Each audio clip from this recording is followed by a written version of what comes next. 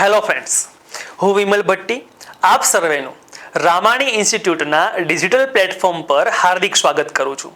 મિત્રો, તમારા માટે એક બહુ મહત્વની એવી ઓનલાઈન બેચનું આયોજન કરવામાં આવેલું છે કે જે આવનારી 2021ની જીપીએસસીની પરીક્ષા માટે ખૂબ જ અગત્યની રહેશે. તો વિદ્યાર્થી મિત્રો, આ ખૂબ જ અગત્યની પરીક્ષા જે આપ આપવા જઈ રહ્યા છો એની અંદર ખૂબ જ અગત્યનો એવો વિષય લઈ અને હું આપની સમક્ષ ઉપસ્થિત થયો છું. સૌથી પહેલા મિત્રો, આપણે એ વાત કરી લઈએ કે તમે જે જીપીએસસીની પરીક્ષા આપવા જવાના છો, જીપીએસસીની પરીક્ષા જે ક્લાસ 1, 2 અને 3 ત્રણેય માટે કામની રહેશે. આ જીપીએસસીની પરીક્ષા જે છે એ કુલ 2 પેપરોની અંદર વહેંચાયેલી હશે, જેમાં પેપર 1 અને પેપર 2. પેપર 1 જે છે એ 200 ગુણનું હશે અને પેપર 2 જે છે એ પણ 200 ગુણનું હશે. તો મારે તમને આજે પેપર 2 વિશે વાત કરવી છે, કારણ કે મારા ભાગમાં પેપર 2 આવેલું છે એટલા માટે. પેપર 2 ની જે છે એ મારે તમને સબ્જેક્ટ કે જેનું નામ થશે science and technology, science and technology વિશે વાતો કરવાની છે. શું કામ એને સાહેબ સાયન્સ એન્ડ ટેકનોલોજી ખૂબ વધારે મહત્વનું થશે એ વાત આપણને ખ્યાલ હોવી જોઈએ કે સાહેબ સાયન્સ એન્ડ ટેકનોલોજી જે છે એ પેપર 2 ની અંદર 50 ગુણનું પૂછાય છે મિત્રો. 50 ગુણનું સાયન્સ એન્ડ ટેક પૂછાય છે. અને હજી જો હું વિશેષ વાતો કરું તો આપ લોકોએ ક્લાસ 1, 2 નો સિલેબસ જોયો હશે. આ સિલેબસની અંદર અહીંયા પેપર 2 ની અંદર સાંપ્રત પ્રવાહો, યાદ રાખજો છોકરાઓ, સાંપ્રત પ્રવાહો કે જેને આપણે બોલીએ છીએ કરંટ અફેર્સ. આ કરંટ અફેર્સનું પણ 50 ગુણનું પેપર હોય છે. આ કરંટ અફેરની અંદર આ સાયન્સ એન્ડ ટેકનોલોજી જે છે એ પણ પાછું 10 થી 15 માર્ક્સની અંદર, 10 થી 15 ગુણની અંદર તમને સાયન્સ એન્ડ ટેક ફરી પાછું જે સાંપ્રત પ્રવાહની અંદર સામે મળશે. એટલે જો હું ઇનડાયરેક્ટલી કહું તો એવું કહી શકું,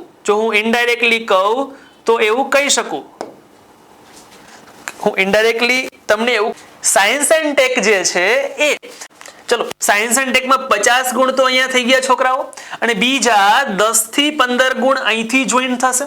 એટલે કે અલ્ટિમેટલી જો હું કહેવા જાઉં તો આ સાયન્સ એન્ડ ટેક તમારા માટે 60 થી 65 માર્ક્સનું બનીને ઊભું રહેશે છોકરાઓ. સાયન્સ એન્ડ ટેક તમારા માટે 60 થી 65 માર્ક્સનું બનીને ઊભું રહેશે.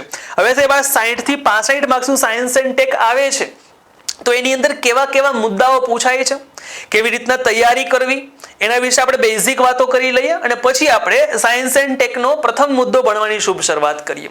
સમજો, સાયન્સ એન્ડ ટેક મિત્રો, હું કોઈ પણ પરીક્ષા આપ જ્યારે આપવા જાઓ છો ત્યારે કોઈ પણ પરીક્ષા આપવા જતા પહેલા આપણને 2 મુદ્દાઓ વિશે અવશ્ય ખ્યાલ હોવો જોઈએ કે સાહેબ મારે જે પરીક્ષા આપવી છે એ પરીક્ષાના હું જૂના પેપરો સૌપ્રથમ તપાસીશ.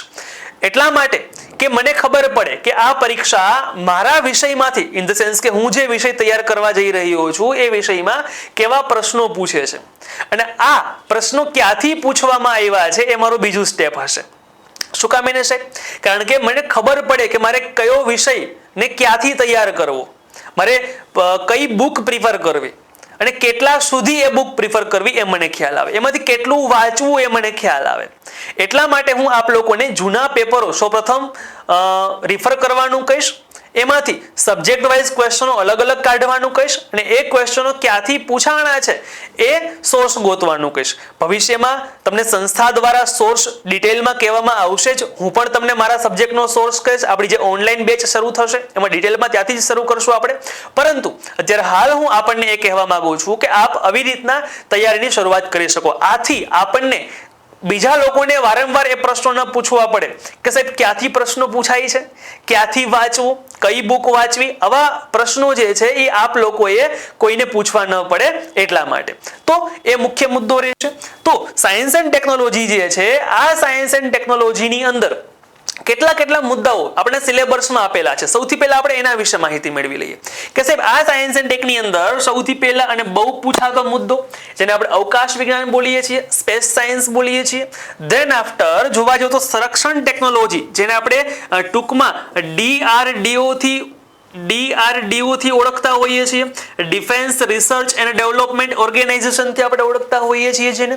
બીજું પરમાણુ વિજ્ઞાન, ન્યુક્લિયર ટેકનોલોજી જેને બોલીએ છીએ, એ પણ ઘણી મહત્વની છે. તેના after ICT, information and communication technology. તેના આફ્ટર ઉર્જા વિભાગ વિશે અતિ મહત્વનું છે.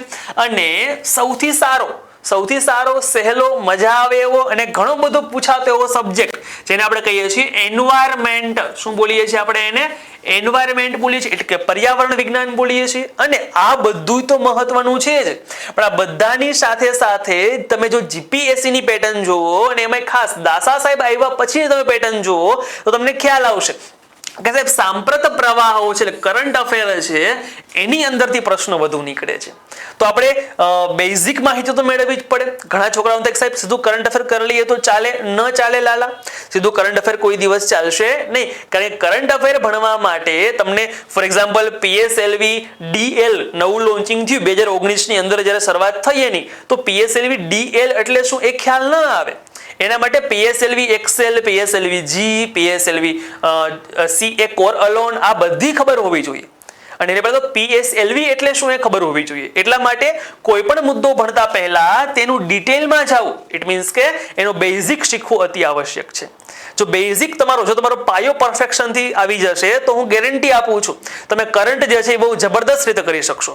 અને કરંટ તમારું બહુ સારું સ્ટ્રોંગ થઈ ગયું તો હું ગેરંટી આપીશ કે તમે જીપીએસસી ની એક્ઝામમાં જેટલા માર્ક્સ કટ ઓફ રહેતો હોય છે એના કરતા વધારે માર્ક્સ તમે લઈ આવીને ઊભા રહેશો. ક્લિયર? ચલો વધુ સમય ન લેતા આપણે સીધા મુદ્દા પર જઈએ છીએ. છોકરાઓ આજે જે છે હું અવકાશ વિજ્ઞાન વિષય ભણાવવાની શુભ શરૂઆત કરવા જઈ રહ્યો છું. છોકરાઓ મારી એક પદ્ધતિ છે ભણાવવાની કે હું કોઈ પણ ચેપ્ટરના નામથી ભણાવવાની શુભ શરૂઆત કરું છું. ક્લિયર? સાવ એકદમ તળિયેથી, બેઝિકથી. આપ લોકોને સાવ અવકાશ વિજ્ઞાન નથી આવડતું એવી રીતના વિચારી અને હું ભણાવવાની શુભ શરૂઆત કરું છું. તો અહીંયા આ જે સ્પેસ સાયન્સ આપણે ભણવા જઈ રહ્યા છીએ, સ્પેસ સાયન્સ ટેકનોલોજી આપણે જે ભણવા જઈ રહ્યા છીએ એના વિશે વાત કરીએ કે સાહેબ આમાંથી અવારનવાર સૌથી વધુ પ્રશ્નો આપ લોકો જોશો તો તમને સ્પેસ ટેકનોલોજીમાંથી પરીક્ષામાં જોવા મળશે. ક્લિયર? ચાલો છોકરાઓ, સ્પેસ ટેકનોલોજીની મારે વાત કરવી છે તો સૌથી પહેલા હું એ વાત કરીશ કે આ ટેકનોલોજીની શુભ શરૂઆત ક્યાંથી થઈ. એક સિમ્પલ વાત છે કે જ્યારે ટેકનોલોજીની વાત આવે ને ત્યારે ગામની અંદર બે નામ પહેલા બધાના મુખ ઉપર આવે. નંબર 1 રશિયા અને નંબર 2 અમેરિકા. આપ લોકો જાણો છો કે સેકન્ડ વર્લ્ડ વોર પછી, બીજા વિશ્વયુદ્ધ પછી 1945 પછી આ જે દુનિયા છે એ ટેકનોલોજી તરફ આગળ વધી હતી. અને ટેકનોલોજીમાં પહેલેથી આપણે જ્યારે પરમાણુ વિજ્ઞાન હું તમને ભણાવીશ ને ત્યાં સેકન્ડ વર્લ્ડ વોરની વાત કરીશ અને ટેકનોલોજીનો ઉદ્ભવ ક્યાંથી થયો, કેમ થયો એના વિશે પણ ડિટેલમાં વાતો કરીશ. પણ અત્યારે હાલ આપણે એ જોઈ લઈએ કે સૌથી પહેલા રશિયા જે છે એ આપણને એવું દેખાડે છે, રશિયા જે છે આપણને એવું દેખાડે છે, અચાનક ધમાકો કરે છે. ક્યારે? તો કે 4 ઓક્ટોબર 1957માં 4 ઓક્ટોબર 1957 ની અંદર એ સ્પુતનિક 1 નામનો કૃત્રિમ ઉપગ્રહ, યાદ રાખજો છોકરાઓ, સ્પુતનિક 1 નામનો, આવું તમને પરીક્ષામાં પૂછાવાનું નથી, ક્લાસ 3 લેવલની એક્ઝામમાં પૂછી શકાશે પણ બેઝિક વાત આપણને ખ્યાલ આવે એટલા માટે સ્પુતનિક 1 નામનો આ જે કૃત્રિમ ઉપગ્રહ જે છે એ મૂકે છે.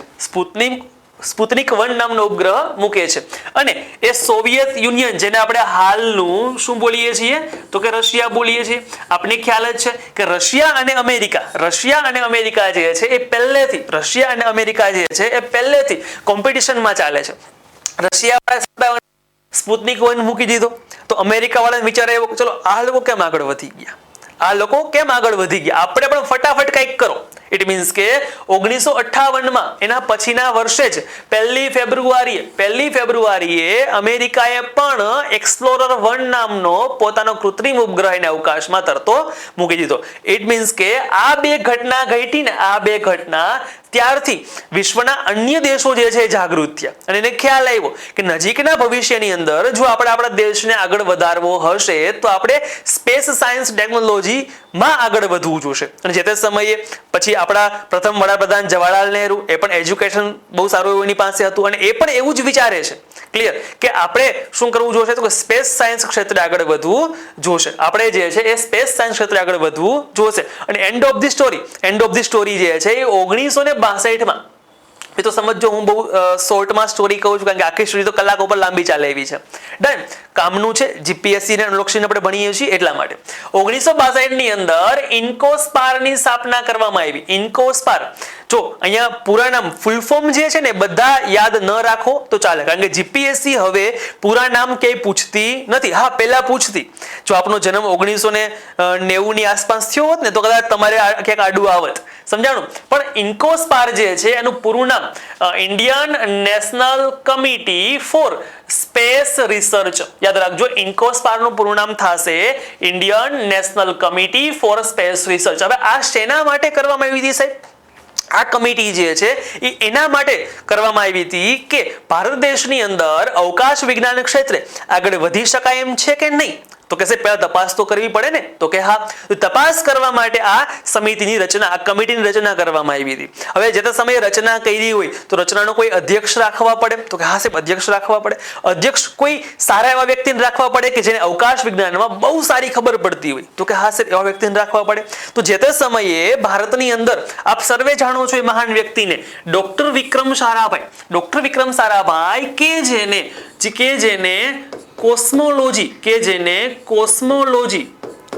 કોસ્મોલોજીની અંદર બહુ સારો એવો અભ્યાસ કર્યો હતો, કે જેને કોસ્મોલોજીમાં બહુ સારો એવો અભ્યાસ કર્યો હતો. અને એટલું જ નહીં, આ વિક્રમ સારાભાઈ જે છે એને કોસ્મિક કિરણો, યાદ રાખજો, એને કોસ્મિક કિરણો જે છે આ વિષય ઉપર વિક્રમ સારાભાઈએ પીએચડી પણ કરેલું હતું. વિક્રમ સારાભાઈ આના પર પીએચડી પણ કરેલું હતું. બીજી વાત, ધનાઢ્ય હતા. ક્લિયર, એટલે એ પણ ફાયદો રહેશે. ત્રીજી વાત કે વિક્રમ સારાભાઈ જે છે એને શું કરેલું હતું? તો પોતાની સંસ્થા PRL બોલે તો ફિઝિકલ રિસર્ચ લેબોરેટરી. ક્યાં સાહેબ? તો કે આપણા જ અમદાવાદમાં સ્થાપેલી હતી, જે પણ અહીંયા કામમાં આવેલી હતી. એટલા માટે વિક્રમ સારાભાઈને સમજો, એટલા માટે નહીં, એની પાસે બુદ્ધિ ક્ષમતા પણ સારી હતી. એટલા માટે આ વિક્રમ સારાભાઈ જે છે એને ઇન્કોસ્પારના અધ્યક્ષ બનાવવામાં આવ્યા હતા. હવે સાહેબ, જે તે સમયે તો ડિપાર્ટમેન્ટ ઓફ સ્પેસ તો બટ ઓબ્વિયસ છે, હશે જ નહીં. ડિપાર્ટમેન્ટ ઓફ સ્પેસ હશે નહીં. એટલા માટે આ જે ઇન્કોસ્પાર જે છે એ ભારત દેશનો અણુ ઉર્જા વિભાગ અંતર્ગત શરૂ કરવામાં આવેલો હતો. આ આપણને ખાસ ખ્યાલ હોવો જોઈએ. ક્લાસ 3 લેવલની પરીક્ષા જો આપ આપતા હો તો આપણને એવો સિમ્પલ ક્વેશ્ચન પૂછી શકાય કે અણુ ઉર્જા વિભાગ અંતર્ગત, સમજો અહીંથી પ્રશ્ન નીકળશે કે ઇન્કોસ્પાર જે છે એ કયા વિભાગ અંતર્ગત શરૂ કરવામાં આવેલો હતો? એટલે આન્સર રહેશે અણુ ઉર્જા વિભાગ અંતર્ગત. આપણે સમજીએ ઇન્કોસ્પાર એટલે સ્પેસની વાત થઈ ગઈ. સ્પેસની વાત કરી એટલે ઓપ્શનમાં સીધું લખ્યું હોય ડિપાર્ટમેન્ટ ઓફ સ્પેસ. ઓપ્શનમાં સીધું લખેલું છે ડિપાર્ટમેન્ટ ઓફ સ્પેસ, એટલે તમે એ ટિક કરી આવો અને ઓપ્શન એ જ આપ્યો હશે ડિપાર્ટમેન્ટ ઓફ સ્પેસ. યાદ રાખજો છોકરાઓ, ભૂલ ન પડે. ક્લાસ 3 લેવલની એક્ઝામમાં આવો પ્રશ્ન આપને પૂછી શકાય. ક્લિયર. હવે 1962ની અંદર એવું નક્કી કરવામાં આવ્યું કે ભારત દેશ આગળ વધી શકે છે કે નહીં. આવો પ્રશ્ન હતો. આ પ્રશ્ન અહીંથી દૂર થઈ ગયો. શું કામ? એને કારણ કે 1963 ની અંદર કેરળ પાસે આવેલા તિરુવનંતપુરમ પાસે આવેલા થુંબા નામનું ગામ, એક દરિયા કિનારે આવેલું ધૂળિયું ગામ હતું. છોકરાઓ આપણે દેખાઈ રહ્યું છે, દરિયા કિનારે આવેલું ધૂળિયું ગામ હતું. બરાબર છે. આ ગામ જે છે એ સિલેક્ટ કરવામાં આવ્યું. સમજો, આપણે આગળ ભણશું શા માટે થુંબા સિલેક્ટ કર્યું, આગળ આવવાનું છે. પણ આજે થુંબા નામનું ગામ જે સિલેક્ટ કરવામાં આવ્યું, અને થુંબા ગામની અંદર થુંબા ઇક્વેટોરિયલ રોકેટ લોન્ચિંગ સ્ટેશનની સ્થાપના કરવામાં આવી. છોકરાઓ યાદ રાખજો, તો ફરીવાર બોલું છું, થુંબા ઇક્વેટોરિયલ રોકેટ લોન્ચિંગ સ્ટેશનની સ્થાપના કરવામાં આવી. ક્લિયર. શું કામ એની સ્થાપના કરવામાં આવી? કારણ કે આ જ સમિતિ બનાવી હતી, કમિટી હતી, એનો રિપોર્ટ જે છે કેવો આવ્યો હતો? કે હકારાત્મક આવ્યો, કે નહીં ભારત દેશ જે છે એ અવકાશ વિજ્ઞાન ક્ષેત્રે આગળ વધી શકે છે. ક્લિયર. ચાલો, કેરળના થુંબા ખાતે રોકેટ પ્રક્ષેપણ કેન્દ્રની સ્થાપના કરવામાં આવી. ડન. ધેન આફ્ટર આ સ્થાપના થઈ ગઈ. સમજો છોકરાઓ, હવે પિક્ચરનો હીરો આપણી સમક્ષ દેખાઈ ગયો છે તમને. સ્થાપના થઈ ગઈ, પણ ભારત દેશને કેમ રશિયાએ સ્પુતનિક 1 છોડ્યું હતું, અમેરિકાએ એક્સપ્લોરર 1 છોડ્યું હતું, કૃત્રિમ ઉપગ્રહ પોતાનો પ્રક્ષેપિત કર્યો હતો, એમ ભારત દેશને પણ પોતાનો કૃત્રિમ ઉપગ્રહ જે છે પ્રક્ષેપિત કરવો હતો. હવે પ્રક્ષેપિત કરવા માટે આ જે સિમ્પલ માહિતીઓ મેળવી જે છે, સિમ્પલ સંસ્થાઓની સ્થાપનાઓ કરી છે, એ પૂરતી હતી નહીં. એટલા માટે આ ઇન્કોસ્પાર અને Thumba equatorial rocket launching station, બરાબર છે, આના સહયોગથી ભારત દેશે 15મી ઓગસ્ટ 1969 ના રોજ, યાદ રાખજો છોકરાઓ, 15 ઓગસ્ટ 1969 ના રોજ જે છે ઈસરોની સ્થાપના કરી. ક્લિયર. એની સ્થાપના કરે છે, ઈસરોની સ્થાપના કરે છે. ઈસરોનું પૂરું નામ આપ લોકોને આવડતું હોવું જોઈએ. Indian space research organisation. શું થશે? ઇન્ડિયન સ્પેસ રિસર્ચ ઓર્ગેનાઇઝેશન થશે. બહુ સિમ્પલ મુદ્દાઓ કે સાહેબ ઈસરો જે છે એની સ્થાપના તો 15 ઓગસ્ટ 1969 ના રોજ થઈ છે. બીજું, એનું વડું મથક સાહેબ તો કે બેંગલુરુમાં આવેલું છે. ત્રીજું, કે એની વેબસાઇટ, આ જનરલી આ પરીક્ષામાં નહીં પૂછાય, આ એક્ઝામમાં નહીં પૂછાય, પણ આ લખવાનું કારણ એ છે, યાદ રાખજો, isro.government.in. આ લખવા પાછળનું કારણ એ છે કે તમે ઈસરો વિશેની કોઈ પણ ઓથેન્ટિક માહિતીઓ મેળવવી હોય તો અહીંથી મેળવી શકશો.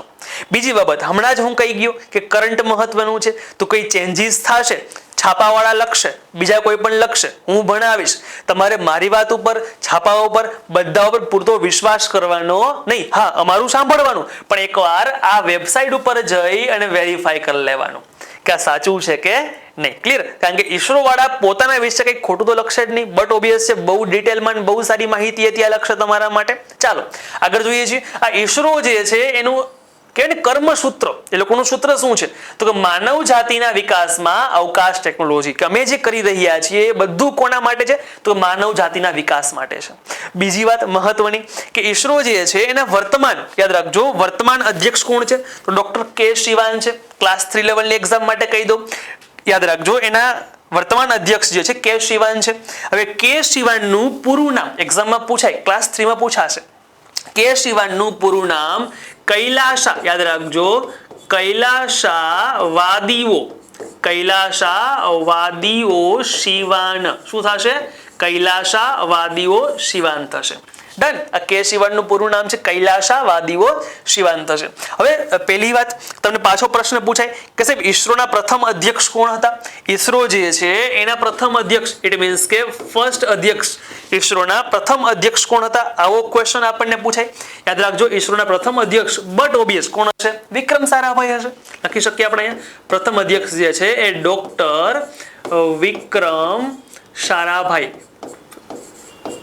ડોક્ટર વિક્રમ સારાભાઈ હતા. બીજું, હજી એક પ્રશ્ન ક્લાસ 3 લેવલે નીકળે કે સૌથી લાંબો સમય ઈસરોની અંદર, સૌથી લાંબો સમય માટે કોણ અધ્યક્ષ રહ્યું હતું સાહેબ?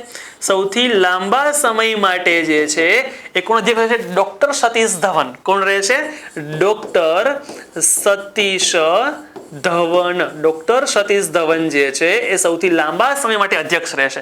અને એટલા માટે જ સતીશ ધવનના નામ ઉપરથી આપણે એક સ્પેસ સેન્ટરનું નામ આપેલું છે, doctor Satish Dhawan space centre. Doctor Satish Dhawan space centre આપણે નામ આપેલું છે. ક્લિયર? ચાલો આગળ વધીએ છીએ. હવે સાહેબ આપણી આ રથયાત્રા આગળ વધે છે અને પહોંચે છે 1972 માં કે સાહેબ 1969 ની અંદર ઈસરોની સ્થાપના તો થઈ ગઈ છે, બરાબર છે, કાર્યક્રમ આગળ પણ વધવા માંડ્યો, તો એની ઇફેક્ટ શું થઈ સમજો. હજી પ્રોપર આગળ કાર્યક્રમ વધતો હતો નહીં. શું કામ? એને કારણ કે બેંગલુરુ છે, બેંગલુરુ, બરોબર છે, બેંગલુરુ એના સ્ટેટ પાસે પરમિશન લેશે, સ્ટેટમાંથી દેશ પાસે પરમિશન જશે કે સાહેબ બોલો આ અવકાશયાન મારે બહાર મોકલવો છે, તો એ વાર લાગી જશે. તો એ વાર ન લાગે એટલા માટે 1972 ની અંદર, યાદ રાખજો, 1972 ની અંદર આજે ઈસરો છે એને PMO અંતર્ગત લેવામાં આવ્યું. પાછો ક્વેશ્ચન થયો સાહેબ PMO એટલે શું? જેને આપણે કહીએ છીએ પ્રાઇમ મિનિસ્ટર ઓફિસ. શું બોલશું આપણે એને? પ્રાઇમ મિનિસ્ટર ઓફિસ બોલશું. ક્લિયર? ચાલો. અને હારે 1972 ની અંદર છોકરાઓ ડિપાર્ટમેન્ટ ઓફ સ્પેસ એટલે કે અવકાશ વિભાગની પણ સ્થાપના કરવામાં આવી. તો બટ ઓબ્વિયસ છે કે ઈસરોને હવે કોની અંતર્ગત લઈ લેવામાં આવશે? ડિપાર્ટમેન્ટ ઓફ સ્પેસની અંતર્ગત લઈ લેવામાં આવશે. બીજો એક પ્રશ્ન મિત્રો જીપીએસસી પૂછેલો પ્રશ્ન છે કે 1972 ની અંદર ઈસરોને જ્યારે PMO અંતર્ગત લેવામાં આવ્યું ત્યારે ઈસરોની સાથે બીજી કઈ સંસ્થાને પણ PMO અંતર્ગત સ્થાન મળેલું હતું? તો કે અહીંયા આવશે PRL, it is called physical research laboratory જે છે એને પણ યાદ રાખજો, ફિઝિકલ રિસર્ચ લેબોરેટરી છે એને પણ 1972 ની અંદર PMO અંતર્ગત સ્થાન આપવામાં આવેલું હતું. ડન. ચાલો હવે અહીં 19 ની અંદર જ્યારે ડિપાર્ટમેન્ટ ઓફ સ્પેસની સ્થાપના કરવામાં આવી ત્યારે સમજો, ત્યારે જે છે મુખ્ય ત્રણ મુખ્ય મુદ્દાઓ જે છે એની સાથે સંલગ્ન હતા. કયા ત્રણ મુખ્ય મુદ્દાઓની સ્થાપના આપણે જાહેરાત કરી હતી?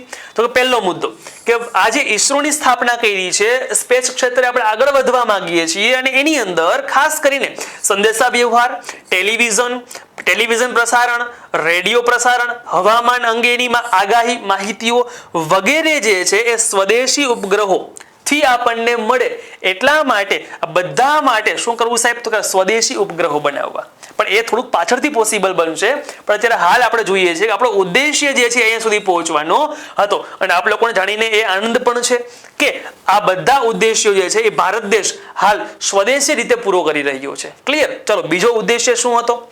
તો કે અંતરિક્ષ સુવિધાઓની મદદથી નાગરિકોને માહિતીઓ પૂરી પાડવી. માહિતીઓ જે છે એ પૂરી પાડવી.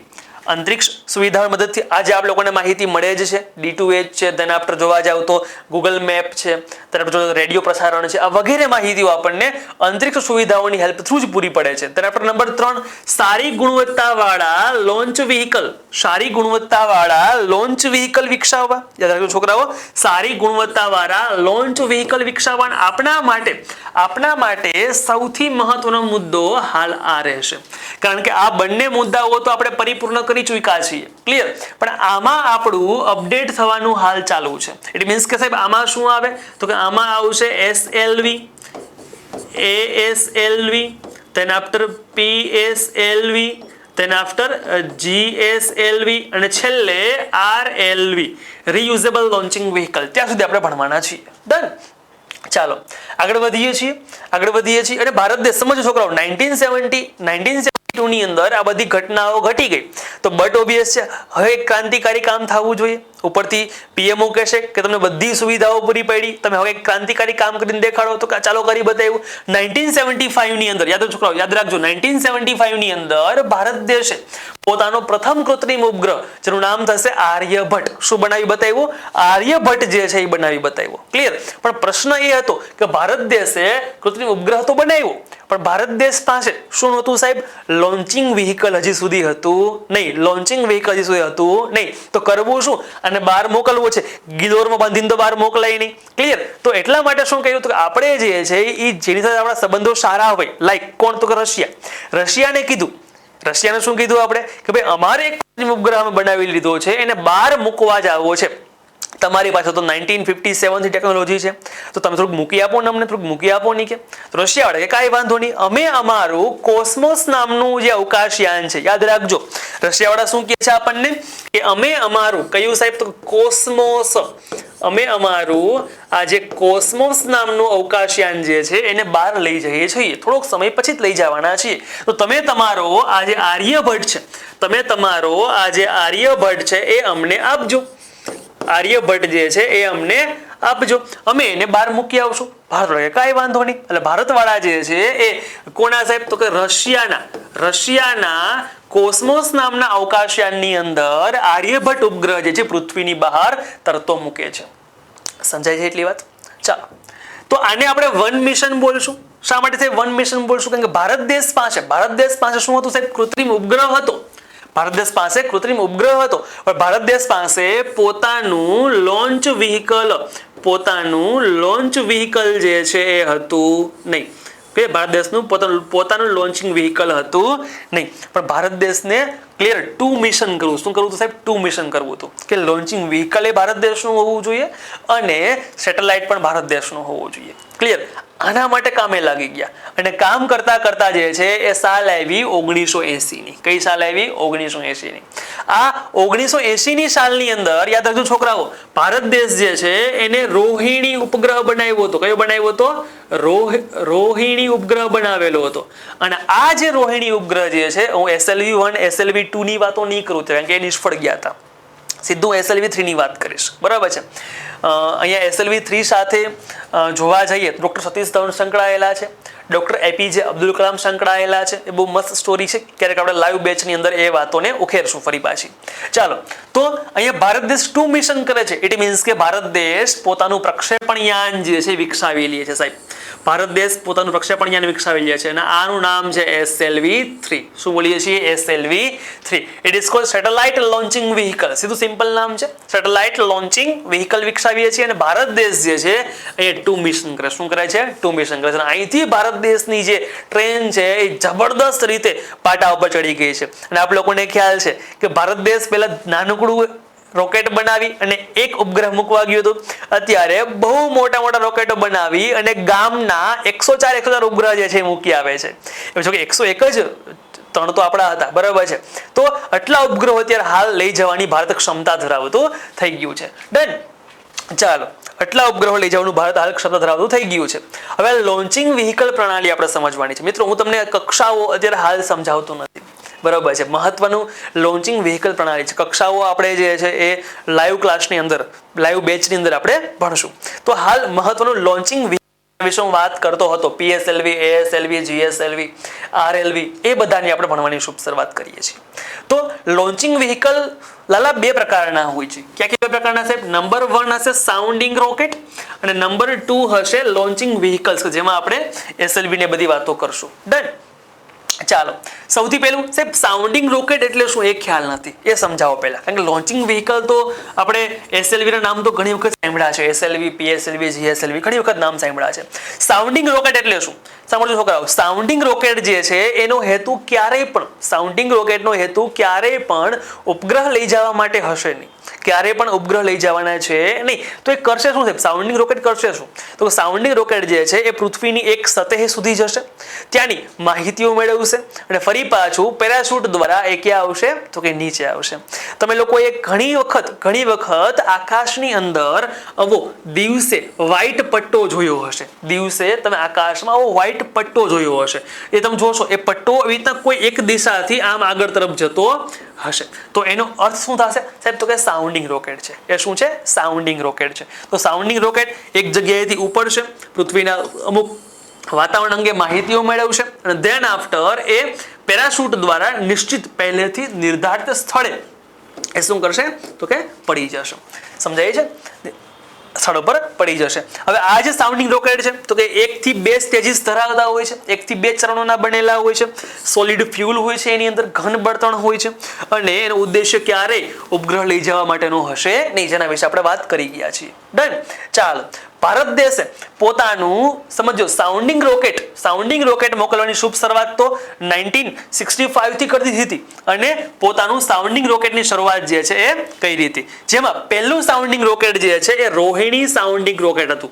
બરાબર છે? યાદ રાખજો, RSR પ્રોજેક્ટ હતો અને એમાં આપણું જે મોકલું હતું એનું નામ હતું RH-75. શું નામ હતું છોકરાઓ? RH-75 ના હતું. અત્યારે બટ ઓબ્વિયસ છે આ કાર્યરત નહીં હોય. બરાબર છે? અત્યારે હાલ કાર્યરત કેટલા? 3 છે.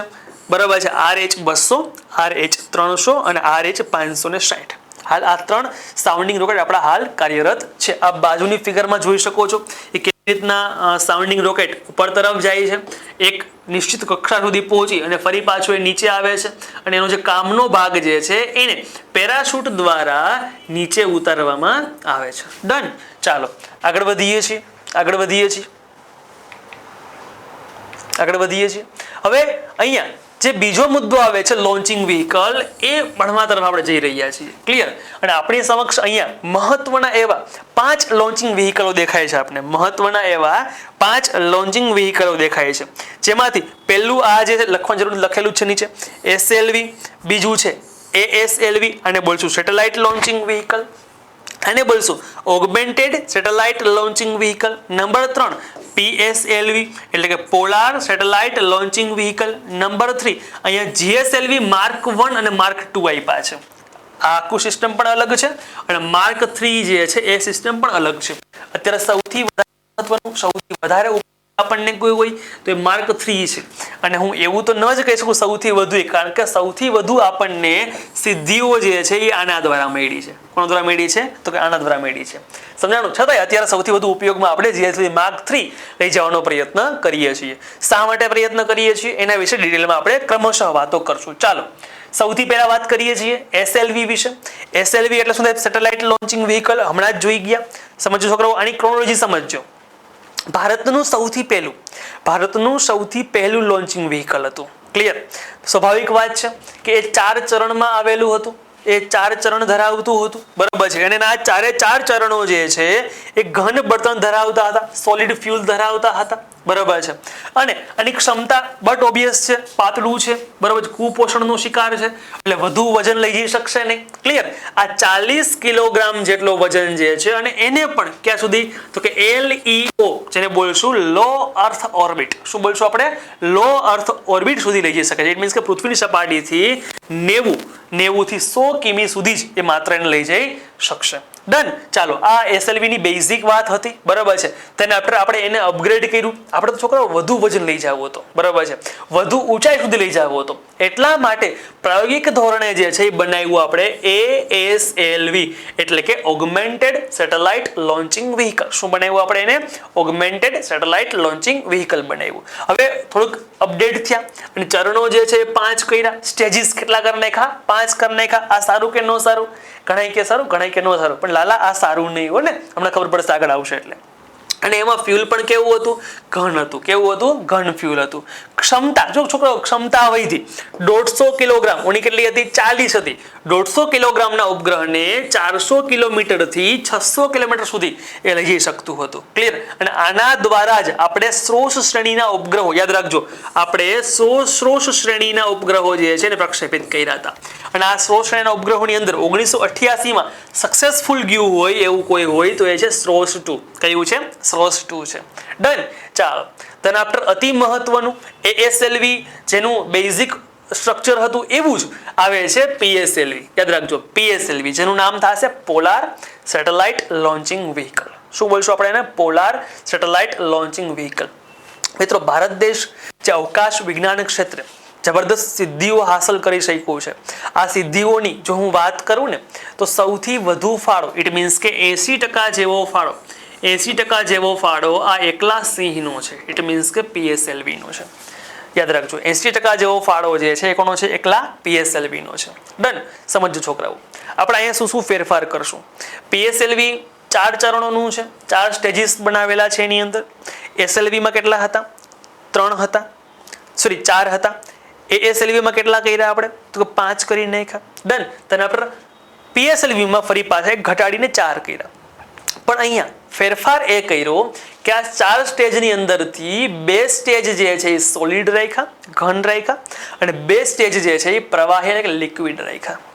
જોઈએ આપણે સોલિડ સ્ટેજ ક્યાં છે, લિક્વિડ સ્ટેજ ક્યાં છે. પણ પહેલા સ્ટેજ ભણતા પહેલા હું આપને એ કહેવા માંગીશ કે જે જગ્યા ઉપર સોલિડ સ્ટેટ જે છે ને, આ હોય ને ઘન બળતણ જે જગ્યા ઉપર હોય ને, એ જગ્યા પર એન્જિનની જરૂરિયાત ન પડે, એન્જિનની રિક્વાયરમેન્ટ ન પડે. તમારી ગાડીમાં જો તમે ઘન બળતણ નાખશો ને તો એમાં એન્જિનની રિક્વાયરમેન્ટ નહીં પડે. પણ તમારી ગાડીમાં તમે પ્રવાહી બળતણનો ઉપયોગ કરો છો, લિક્વિડ ફ્યુલનો યુઝ કરો છો, પેટ્રોલ, ડીઝલ વગેરે. ક્લિયર? તો એની અંદર મારે એને સળગાવવા માટે કોઈ એક યંત્ર જોશે જેને આપણે એન્જિન કહીએ છીએ.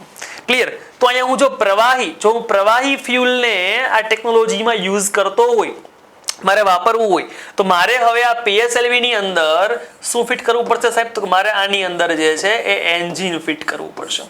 અને હા, ભારત દેશે જે છે જબરદસ્ત એન્જિન બનાવી બતાવ્યું. ક્લિયર? અને એન્જિન પ્રવાહી ફ્યુલ માટે આપણે જે એન્જિન યુઝ કરીએ છીએ, યાદ રાખજો, એન્જિન યુઝ કરીએ છીએ એટલે કે ઇટ મીન્સ કે ભારત દેશે એન્જિનનો વિકાસ કર્યો. અહીંયા વિકાસ ઉપરથી યાદ રાખશું, આ જે છે એ વિકાસ એન્જિન છે. કયું એન્જિન છે સાહેબ? વિકાસ એન્જિન છે. આમાં જે એન્જિનનો યુઝ કર્યો, એન્જિનનું નામ શું છે? વિકાસ એન્જિન છે. ક્લિયર? બહુ બઢિયા વિકાસ હો રહા હૈ.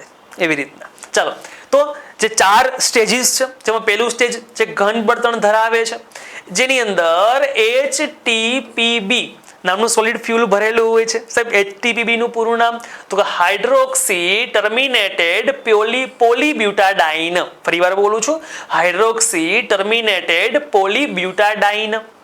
તેના પર બીજું પ્રવાહી છે. આ પ્રવાહીની અંદર જોવા જાવ તો યાદ રાખજો 2 મિશ્રણ છે. Number 1 UDMH. છોકરાઓ, આ બધુંય મને સપનામાં નથી આવ્યું. આ જે છે ઇસરોની વેબસાઇટ ઉપર લખેલું છે, આપ લોકો પણ જોવું છે, જોઈ શકો છો. UDMH ઇટ મીન્સ કે અનસર્મેન્ટેડ ડાયમિથાઇલ હાઇડ્રાઇન. યાદ રાખજો. ધેન આફ્ટર પ્લસ શું હોય છે? તો કે નાઇટ્રોજન ટેટ્રોક્સાઇડ, જેને આપણે N2O4 બોલીએ છીએ, નંબર 3 છે ઘન. ઇટ મીન્સ કે નંબર 1 અને નંબર 3, નંબર 1 અને નંબર 3 જે છે અહીંયા સમાન છે, સરખા છે. કોઈ એવી ભૂલ ન કરતા કે નંબર 2 અને નંબર 4 સરખા છે, એવી ભૂલ ન કરતા. નંબર 2 અને નંબર 4 બંને અલગ અલગ છે. નંબર 4 ની અંદર શું છે? તો કે MMH યુઝ કરીએ છીએ આપણે. નંબર 4 ની અંદર આપણે MMH યુઝ કરીએ છીએ, મોનો મિથાઇલ. MMH અર્થ શું થશે? Mono methyl hydrazine. અને બીજું છે MON, mixed oxide of nitrogen. અહીંયા યાદ રાખજો મિત્રો, આ આટલું ડીપમાં યાદ રાખવાની રિક્વાયરમેન્ટ નથી, માત્ર આપણને આના શોર્ટ ફોર્મ યાદ રહી જાય એટલું ઇનફ છે. ડન. ચાલો, નેક્સ્ટ જોઈએ આ PSLV ની ક્ષમતા બહુ વધુ હતી. ઇટ મીન્સ કે 1750 કિલોગ્રામના વજનના ઉપગ્રહને એ પોલાર ઓર્બિટ સુધી ઇટ મીન્સ કે 600 થી 900 કિલોમીટર સુધી એ પહોંચાડી શકતું હતું. સંસ્કરણો આને અપડેટ કર્યું આપણે, અલગ અલગ વર્ઝનો લઈ આવ્યા, જેમાં પહેલું છે PSLV-G, G for General, જે આપણે 20 સપ્ટેમ્બર 1993 માં અમલમાં લઈ આવ્યા હતા, ઉપયોગમાં લઈ આવ્યા હતા. Then after PSLV-CA, core alone, જે 23 એપ્રિલ 2007 ના રોજ પ્રયોગમાં લીધું હતું આપણે. દેન આફ્ટર PSLV-XL, સૌથી વધુ કામ જો કોઈએ કર્યું હોય તો આને PSLV-XL, બરાબર છે, કે જે 22 ઓક્ટોબર 2008 ના રોજ આપણે અમલમાં લઈ આવ્યા હતા. તેના આફ્ટર રિસન્ટ જે બે નવા છે 2019 ની અંદર 1 મહિનાના ડિફરન્સ ઉપર આપણે છોડ્યા હતા, એ ક્યાં છે તો PSLV-DL અને PSLV-QL. અને પૂરા નામ જે છે એ હજી આપેલા છે નહીં. ડન. ચાલો, તો આ એના જે 5 સંસ્કરણો જે છે હાલ ઉપયોગમાં છે. ઈસરો વાળા જે છે એ PSLV-3S ઈસરોની વેબસાઇટ ઉપર લખેલું છે. PSLV-3S જે છે એને ટૂંક સમયમાં લોન્ચ કરવાના છે. ક્લિયર? તો મિત્રો આ હતી PSLV સુધીની માહિતી. ડન. મિત્રો PSLV દ્વારા કુલ 50 વખત પ્રક્ષેપણ થયેલા છે, જેની અંદર 47 વખત સફળતા મળેલી છે અને 3 વખત અસફળ થયું છે. આ 3 વખતમાંથી સાચી અસફળતા જોવો ને તો 2 વખત જ છે. એક વખત જે છે એ પાર્શિયલ નિષ્ફળ, ઇટ મીન્સ કે અર્ધ નિષ્ફળ થયું હતું. ડન. અને આથી જ જબરદસ્ત કામ કરતું હોવાથી ઈસરોનું વર્ક હોર્સ તરીકે કોને ઓળખાય છે તો કે PSLV ને. યાદ રાખજો છોકરાઓ, ક્લાસ 3 લેવલની એક્ઝામમાં ક્વેશ્ચન પૂછી શકાય. PSLV ને ઈસરોનું વર્ક હોર્સ તરીકે ઓળખવામાં આવે છે. ક્લિયર? તો હજી અગત્યની માહિતીઓ મેળવવાની છે. ઇટ મીન્સ કે GSLV, RLV વગેરે વિવિધ ઉપગ્રહો વિશે માહિતી મેળવવાની છે, આનું કરંટ વિશે માહિતીઓ મેળવવાની છે. UPSC-માં કેવા પ્રશ્નો આમાંથી પૂછાઈ ગયા છે, GPSC-માં કેવા પ્રશ્નો આવ્યા છે, બધા ક્વેશ્ચનો સાથે આપણે GSLV થી ઇટ મીન્સ કે આગળના મુદ્દાથી જે છે એ બીજા અંકમાં માહિતીઓ મેળવશું. ક્લિયર? ધન્યવાદ, આભાર.